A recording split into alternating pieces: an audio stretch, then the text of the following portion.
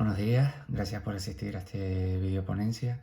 Yo soy Alejandro Hernández Melián, doctor en Trabajo Social por la Universidad Complutense de Madrid y en este caso especializado en políticas sociales.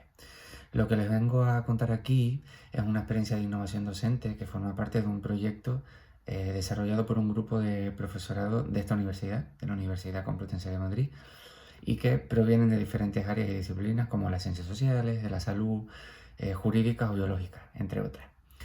Este trabajo, al que he llamado creación de podcast por parte de estudiantes y docentes universitarios, eh, considera comprobada la utilidad de los medios y de los recursos digitales en línea en la docencia. En la docencia tanto presencial como online. Y sin embargo, los podcasts en su vertiente más educativa continúan con un limitado conocimiento en su exploración, explotación y desarrollo, ¿no? Con estudiantes, en este caso universitarios. Con ello, este proyecto de innovación docente se centra principalmente en tres vertientes. Por una parte, la formación del equipo perteneciente al proyecto de innovación docente sobre el funcionamiento, las características y las posibilidades educativas que poseen los podcasts en la educación superior.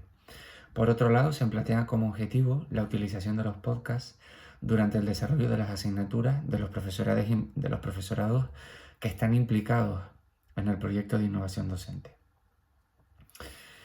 en la medida de las posibilidades que permite la organización de la propia materia, ya sea cuatrimestral, semestral o anual. Y en tercer lugar, trata de evaluar tanto de forma individual como grupal el uso de los podcasts, una vez implementados, de los podcasts educativos, tanto por parte del profesorado como por parte del estudiantado implicado.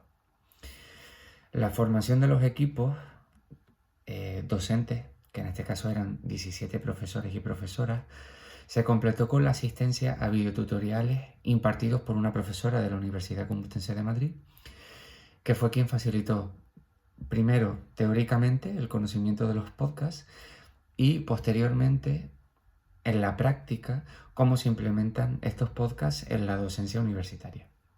Posteriormente se puso en común todas estas cuestiones por parte del equipo del proyecto y se resolvieron dudas y cuestiones que quedaron pendientes acerca de los podcasts. En la implementación, el equipo, que estuvo formado, como ya comentaba, por 17 docentes, el 60% lo utilizó en una de las asignaturas y el 40% restante en dos materias en las que daban docencia para ese curso, llegando a un conjunto de 400 estudiantes matriculados en el conjunto de asignaturas. De esta manera, en el marco del proyecto se realizaron 28 podcasts, 11 por parte del profesorado y 17 de ellos lo realizaron los propios estudiantes de las asignaturas. En este último caso, los profesores los profesores implicados en el proyecto comentaban que tuvieron que darles una formación básica a los estudiantes para que pudieran construir esos podcasts educativos, porque no tenían un conocimiento previo. La totalidad del profesorado lo considera como muy positivo, la utilización de los podcasts con fines educativos en la educación superior, mientras que el alumnado lo señala como una herramienta interesante por un lado, mientras que hay otro número de estudiantes que ven a los podcasts con cierta indiferencia, no ni positivo ni negativo, sino una herramienta que se puede utilizar si se aplica por parte del profesorado y si no, bien. Es un poco indiferente ante la utilización de esta herramienta. Más de la mitad del profesorado participante en el proyecto cree que es seguro que lo va a utilizar en su docencia, como una metodología a implementar en su docencia, mientras que el resto, gracias a este proyecto de innovación docente, se lo plantea utilizar en un futuro. No es seguro, pero sí se lo plantea utilizar de una manera asidua en su docencia.